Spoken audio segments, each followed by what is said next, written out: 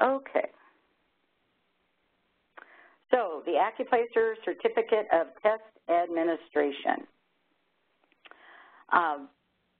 How this came about, just wanting you to have information as to where the idea came from and the need for it from the College Board's perspective. So the College Board certainly recognizes your role as test professionals as you work daily through your institutions, administering the ACCUPLACER test and all of the roles that you play, admissions and registration. And with that, we wanted to increase the awareness of the importance of that role that you have through personal certification. The other component is about all of our security policies and making sure that you as users are aware of the College Board's policies around security, that your training tools available to you for the users and credentialed folks that you have at your institutions. So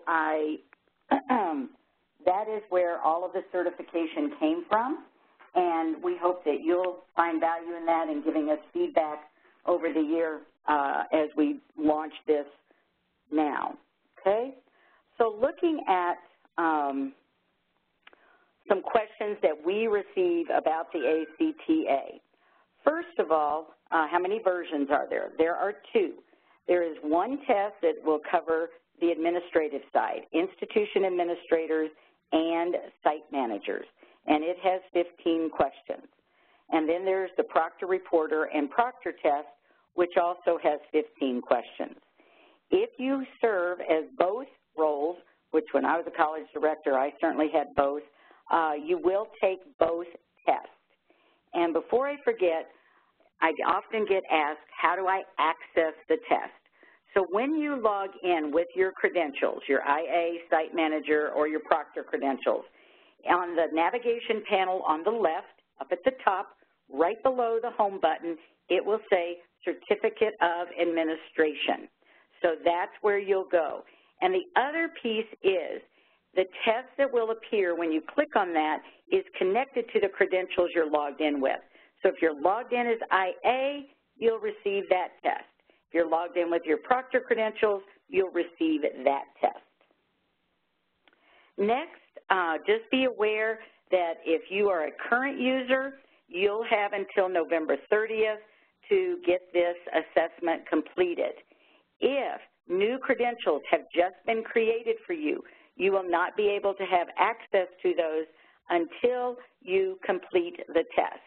So anyone who had credentials created on or after September 17th needs to pass the test before their credentials will become active. You do need to pass the test at 100%. The test is good for 12 months. The credential, excuse me, not the test. The credentials are good for 12 months. And again, as I already mentioned, you will be able to take both certification tests through your account, and it's right below that home button when you log in. It will also not use any units out of your account, and it's open book, and you can take the test until you are successful. Looking at the topics that will be on the test. The first 3 bullets here are related to the institution administrator and site manager test only. Account hierarchy, user roles and permissions, and user credentials. The remaining bullets will be on both tests. Test administration, all the methods that you're able to administer the test, and then covering all of the security policies from the College Board. So let's take a look first at the account setup. When you received your account from the College Board, you received what's called the institution administrator. So you, whoever applied for the account, would receive institution administrator credentials. The first task you really have is adding sites to that account. It comes with a demo account. By default, you'll have this demo account, but then based on the needs of your institution, you will add however many sites are needed for your purposes. What is a site? A site is really how you want to manage your data. For example, at my college, where I was a college director, we had 5 college campuses. So we had 5 sites for those college campuses. Then we had high schools where we went out and did testing. We chose to have a site for each of those high schools. So again, it's however you want to maintain data. You'll have to have a minimum of 1 site that you'll test in, and then you can have as many sites as you want after that. These are the steps for how to add a site. Also, at the institution administrator level, this is the person that's going to create the test. You're going to have background questions. If you're going to have placement rules, multiple factors, any of this setup would be done at the institution level, and that will all filter down to all of the sites. Likewise, reporting. So reports will filter up. So a site manager can pull a report that's just specific for their site, where an institution administrator can pull reports for all sites within their account.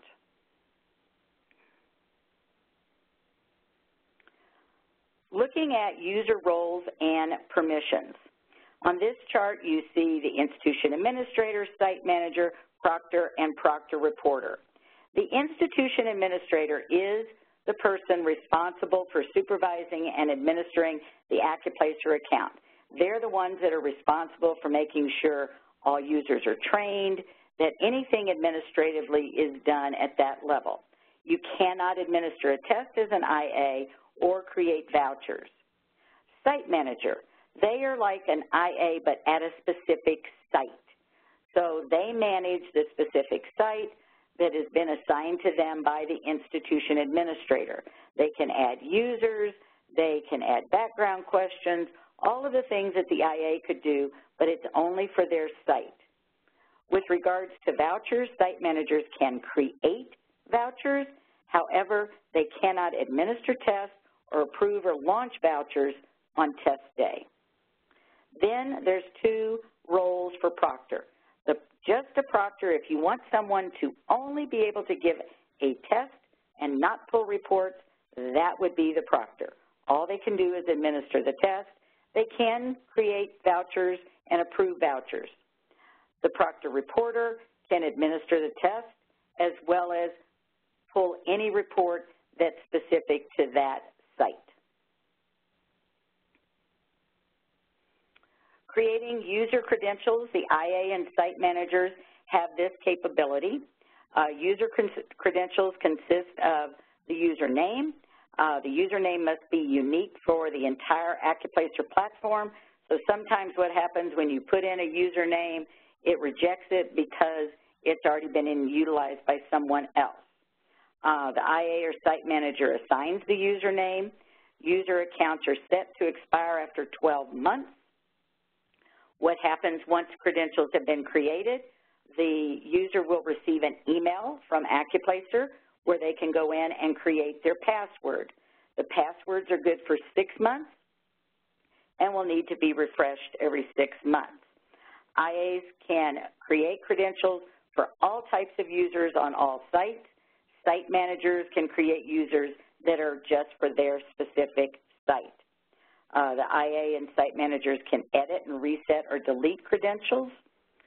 However, what I want to repeat, and I will probably several times, is that credentials cannot be shared. So my username and password cannot be shared with another. Each person must have their own username and password. You do not create, for example, for your whole testing center, one login that everybody is using. They must be for each person that's going to be proctoring or pulling reports or whatever role you want them to have. Another role for the institution administrators and site managers is credential maintenance.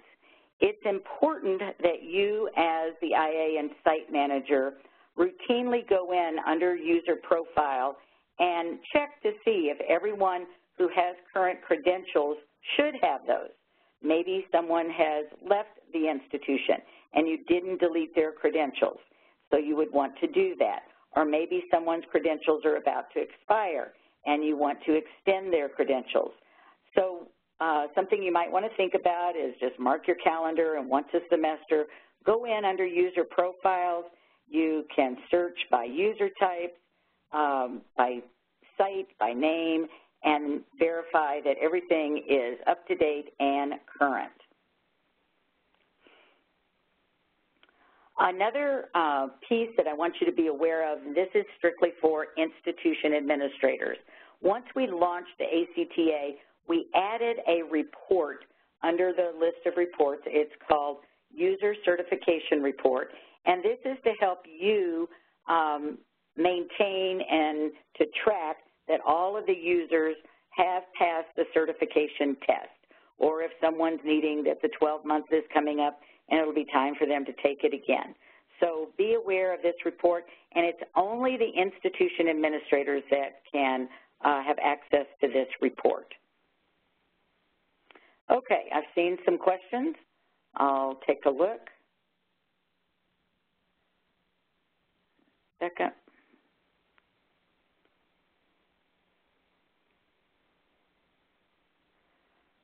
Okay, sorry that some of you are having trouble hearing.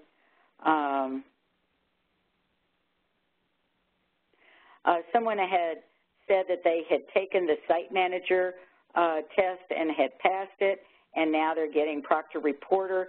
So yes, you'll need to take the Proctor Reporter test. Okay, and just keep having the questions. I'll have another slide like this where we'll stop and answer questions. So now I'm going to move into test administration. This will be on all tests. So what are the different means by which you can give an ACCUPLACER test? The most basic is, like we did in my testing center, students walked in, they didn't need an appointment.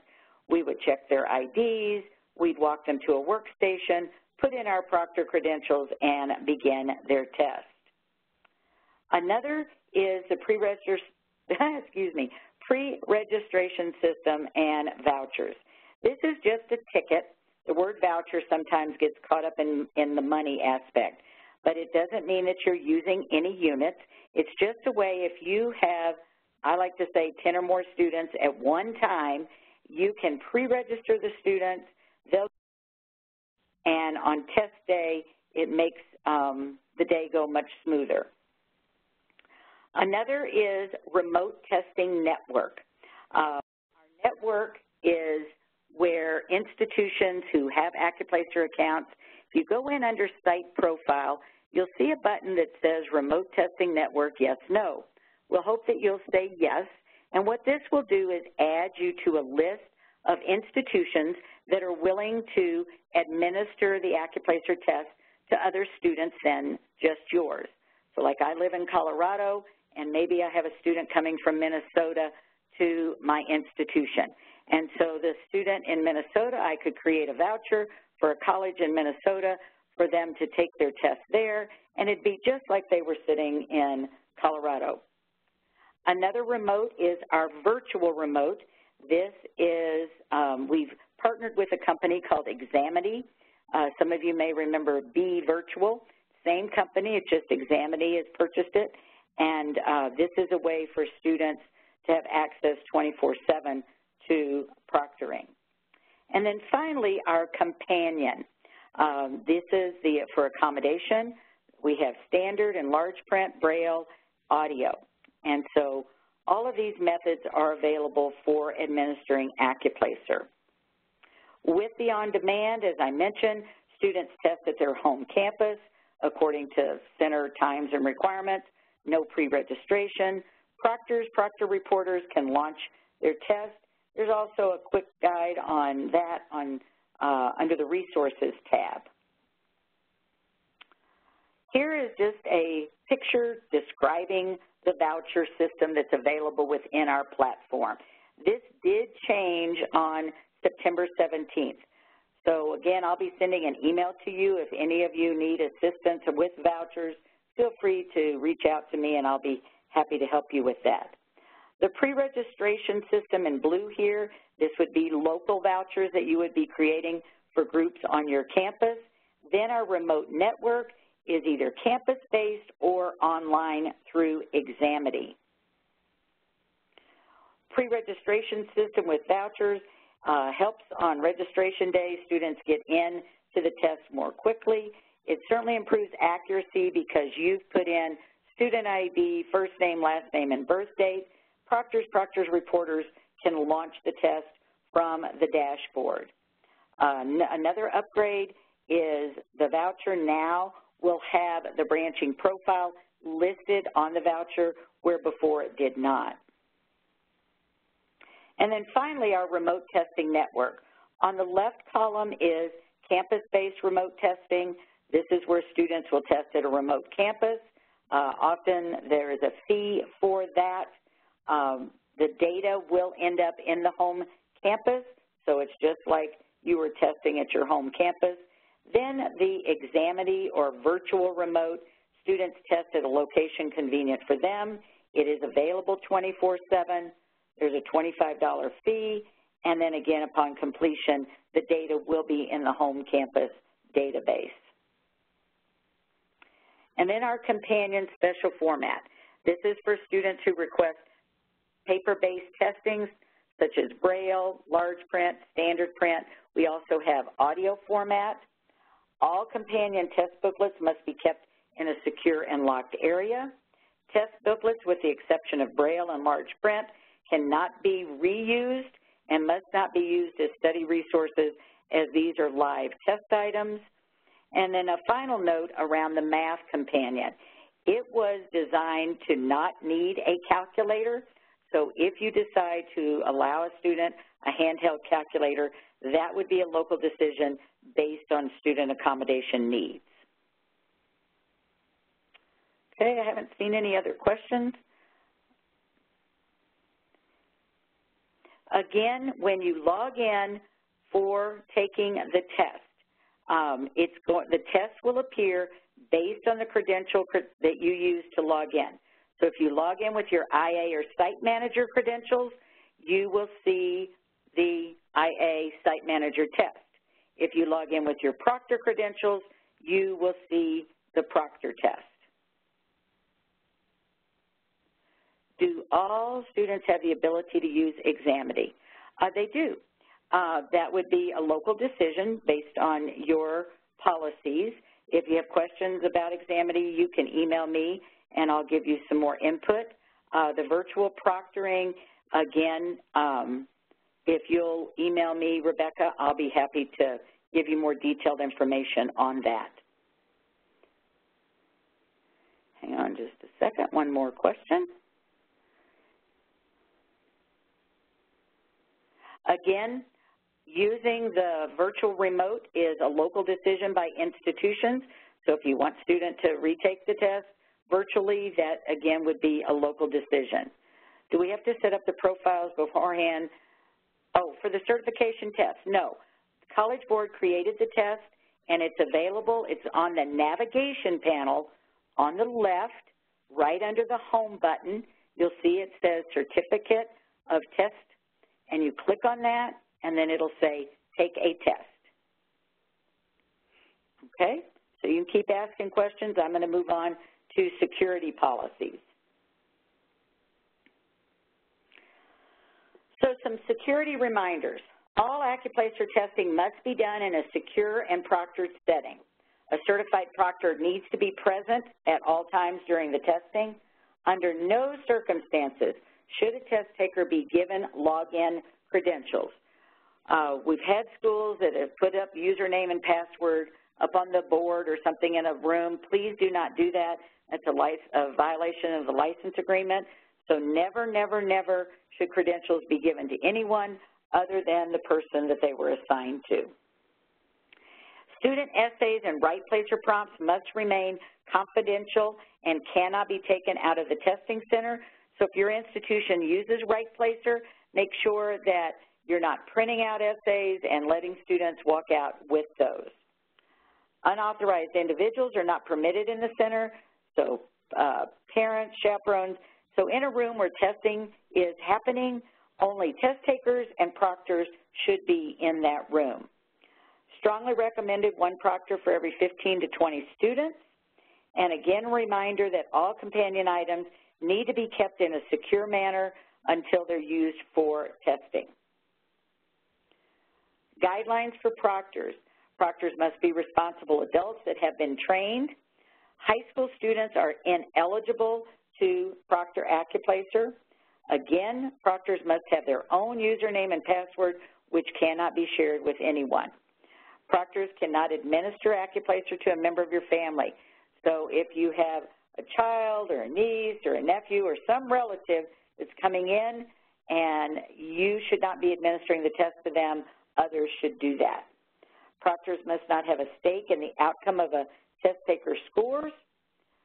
Also, proctors should not be employed or volunteer for any test prep company.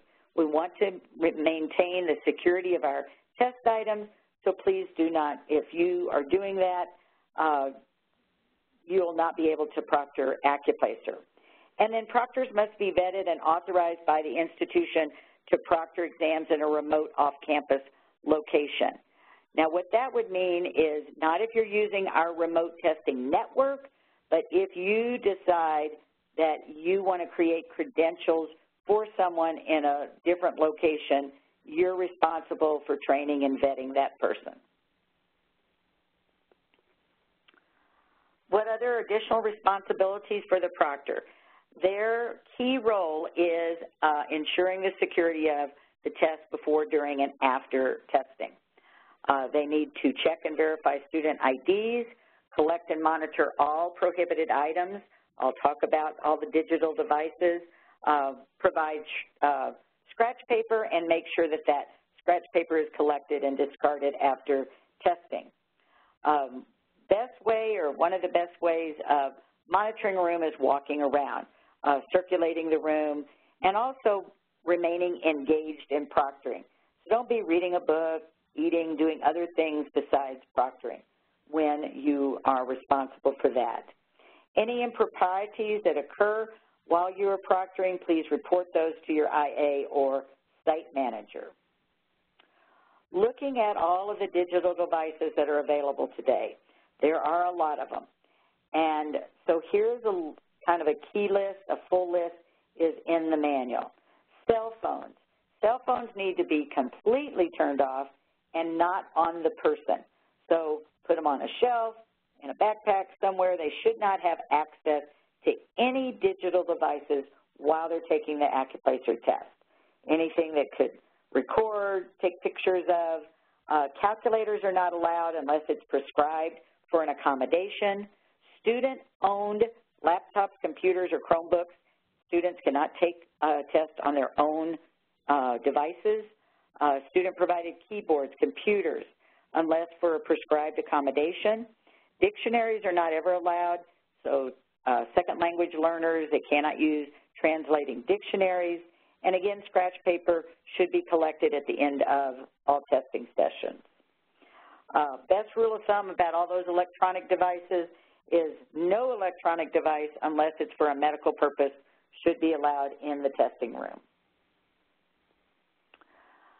Next, we're talking about an egregious test violation. This would be where you saw a student, somehow they got a cell phone past you, they're taking a picture of the test, trying to send it to somebody else.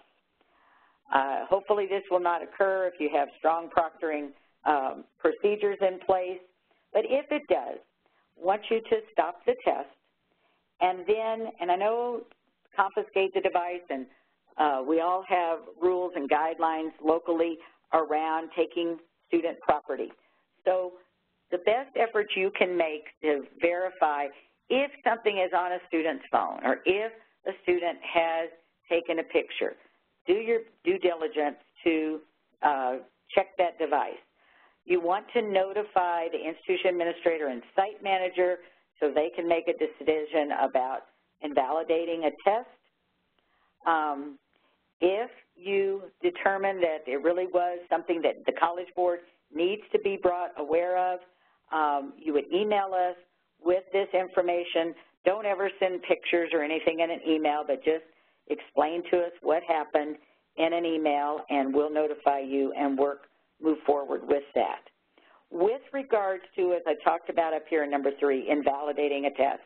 As you know, there's a function in the platform where you can click a button and invalidate a test. It cannot be undone. And when you invalidate a test, all records of it disappear. And so you want to use whatever academic dishonesty policy you have locally, and those are your decisions, not the College Board's, around invalidating a test. Student ID, all students must be ID'd prior to taking the test. We also want to encourage you before they take the test, if a student, you hit save and finish later, they went to the restroom, they come back, ID them again. And then at the end, just verifying that the information on the score report is indeed who that person. So if Deborah Anderson took the test says Deborah Anderson. It doesn't say Doug Anderson. So she didn't take the test for somebody else, even though you had seen her ID. ID should have their name, a recognizable photograph, and a signature. Notice it has an asterisk. There are IDs that are allowable that don't have those. So if it's an ID like a high school ID or something that doesn't have a picture, you can certainly use that. Here is a list of acceptable IDs. If you have absolutely no ID available, you can use this link here for the College Board official ID form where you can generate an ID for a student.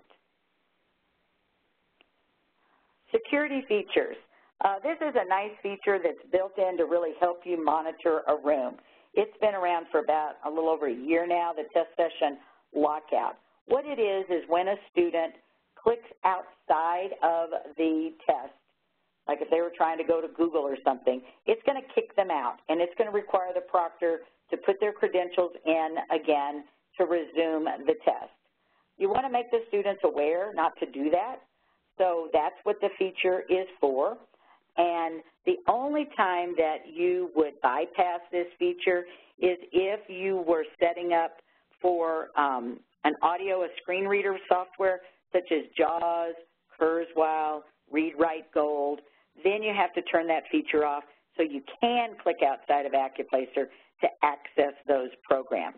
And if you need help with that, you can certainly contact me. Some additional security features.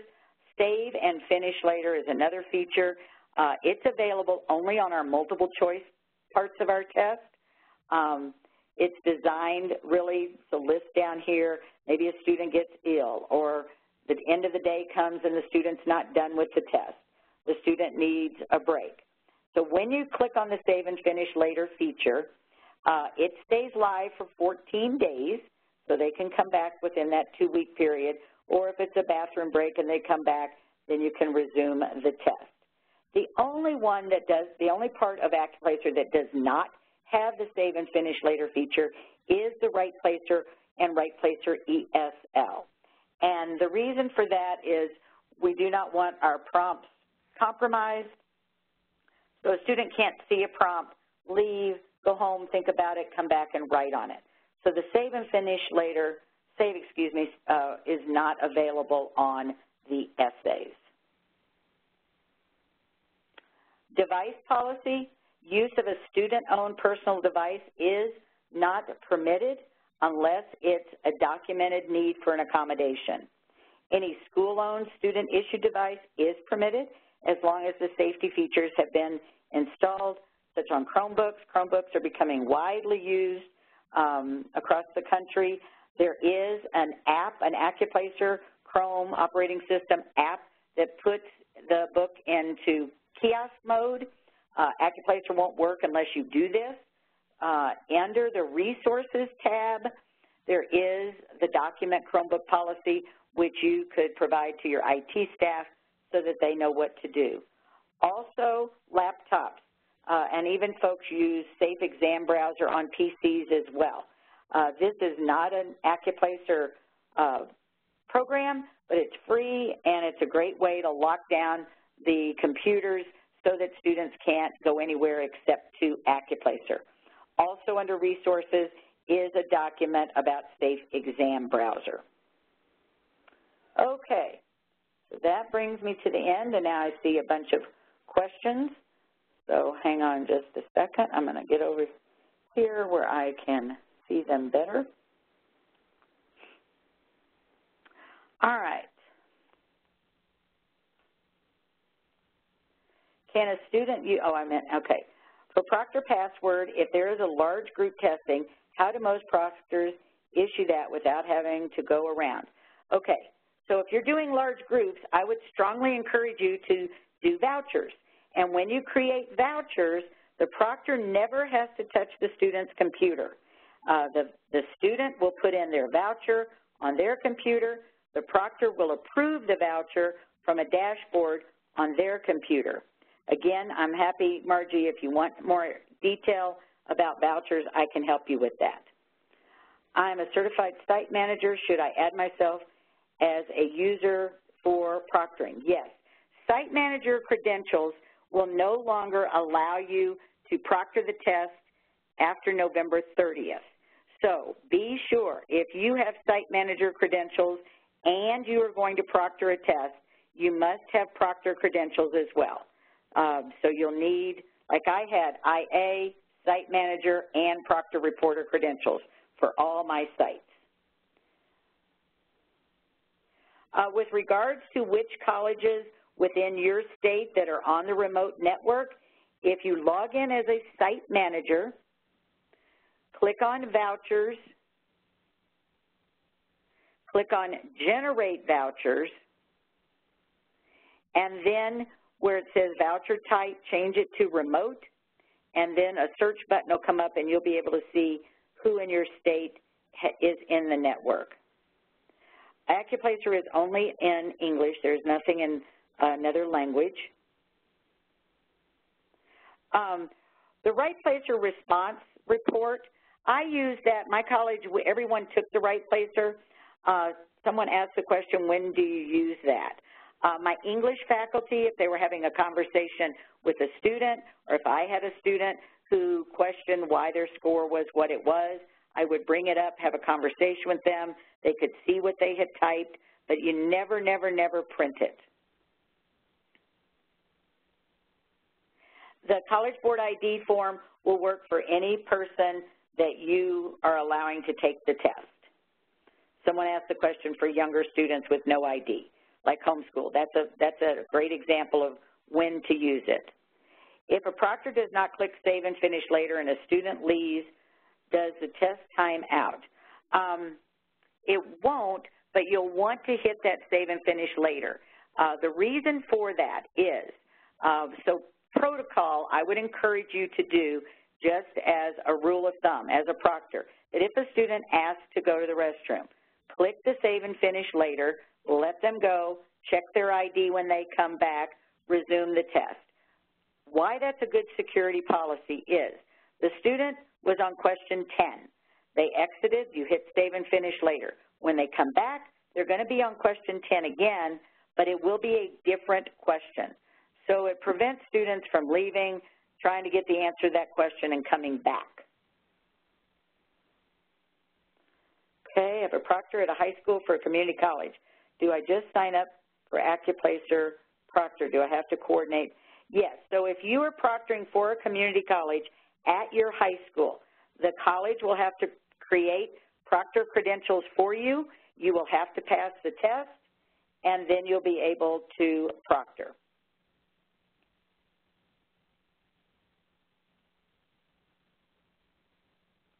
I'm not sure what you're meaning about you have previously transferred test left.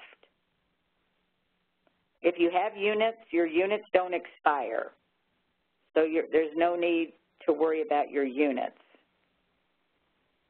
Students can certainly leave with a copy of their student score report. Yes, if you want to print out score reports, yes.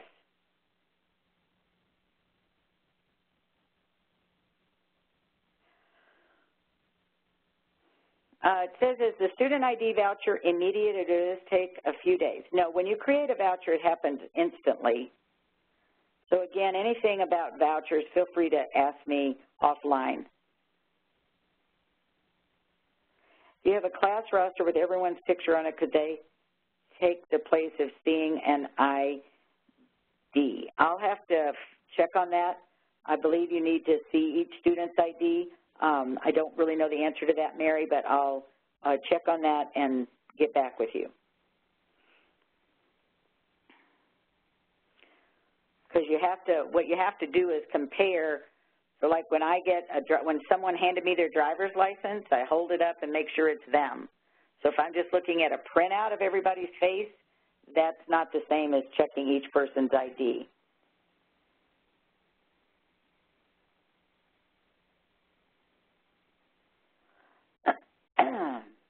Yeah, Erica, you and I can talk about that right placer policy later, yep.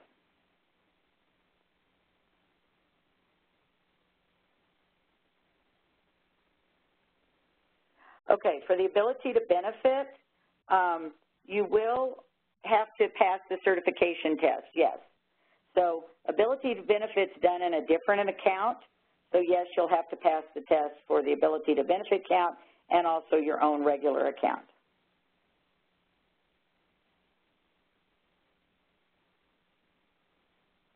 Okay, someone just said they logged in to ACCUPLACER. Okay, so Julia, if you log into your ACCUPLACER, look on the left-hand side of the screen. Here, I'm just going to show you guys. Hang on a minute.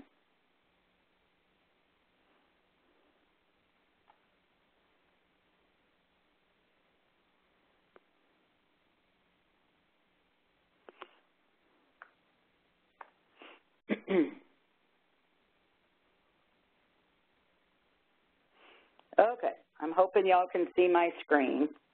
I'll wait just a second. Sometimes there's a delay. All right, so I am logged in as Institution Administrator.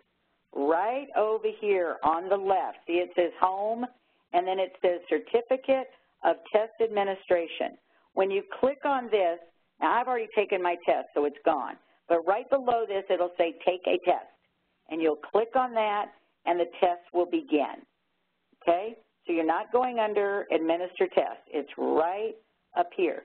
And again, the test that's available is connected to the credentials you're logged in with.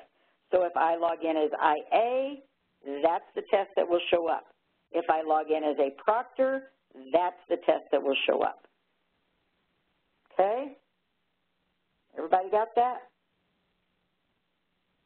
Okay. What Julia said is hers just says download certificate. Sign out and sign in again, Julia. Sometimes folks are having to kind of re-trigger it. Yeah. Okay, let's see, other questions. Yes, the test can be taken unlimited amount of times till you pass it. And it'll tell you if you get something wrong. So like it'll say question 5 was wrong.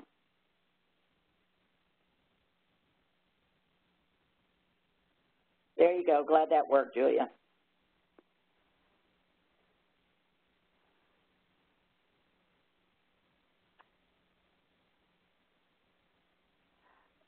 The training that you're listening to right now is the training for the test, and I'll also be sending some handouts that you can have with you when you take the test. It's open book. So I'll send you a copy of the presentation and some additional materials.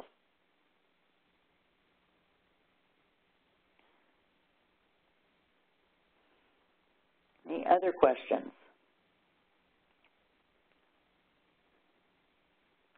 Can you be a test administrator and a proctor? Yes, you may. I was all 3. It's 15 questions. It doesn't take very long to finish the test.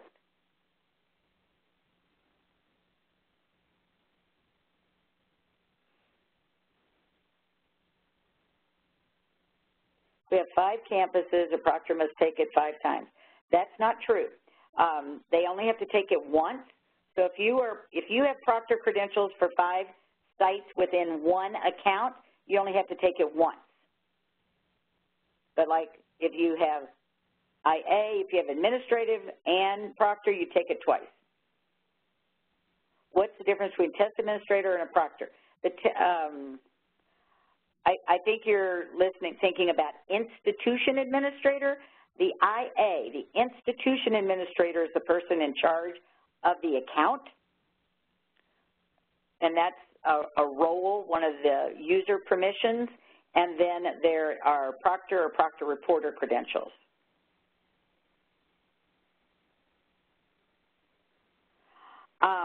The thing about vouchers, I'm not going to use time today about that, but again, please email me and I'll be happy to demonstrate vouchers with you. It's a great, great resource to you, so I'm happy to work with you on that. Yes, your certification is linked to your email.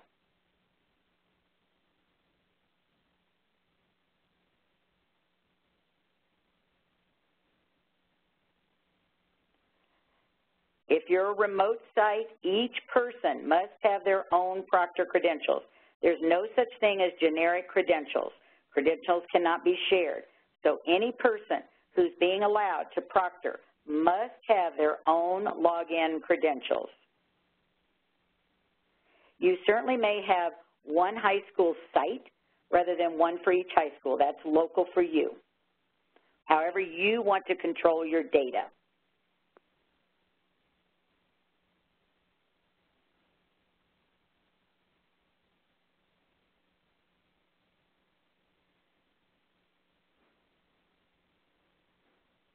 Yes, Proctor and Proctor reporters can create vouchers.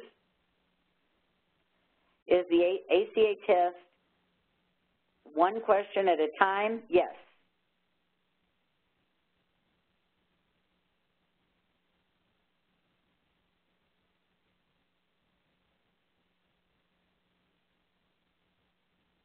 If I'm still able to create vouchers and test as a site manager, yes, you can until November 30th.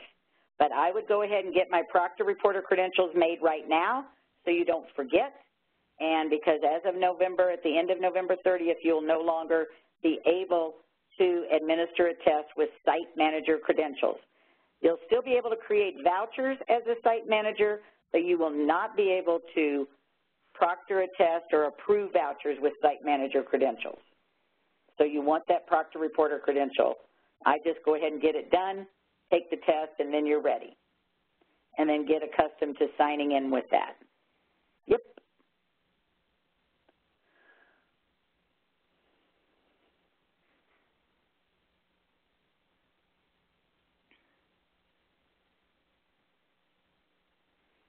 Okay, well, I hope everybody, again, I'll send you an email. You'll have lots of materials. You'll have my contact. And if you have more questions down the road, feel free to email me. You all have a great rest of your week. Bye now.